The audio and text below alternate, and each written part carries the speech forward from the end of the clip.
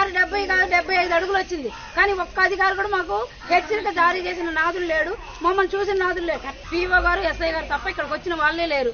ఏంటి అంటే షెల్టర్ అంటే సరే అమ్మ చూస్తామమ్మా అంటున్నారు. కానీ ప్రతి సంవత్సరం ఇదే చెప్తున్నారు, ఇదే రిపీట్ అవుతుంది. మీ బాధలు మేము చూసామ్మా అంటున్నారు. చూస్తున్నారు గోదావరి వచ్చినప్పుడు, తర్వాత పట్టించుకునే నాదులు.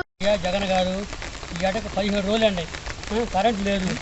గోదావరి వచ్చే ముందు చెప్పలేదు, తీసినాక ఒక్క నాదులు రాలేదు. ఈ ఏట 17 రోజులు బట్టి మేము నరకానం ఎత్తున్నాం. కొవ్వొత్తులు లేవు, కిరోసిన్ లేదు, ఆయిల్ లేదు. ఏంటి మాకు చీకటి బతుకులు. లంక గ్రామాల్లో ఏర్పాటు చేసిన వైద్య శిబిరాలు కొనసాగుతున్నాయి.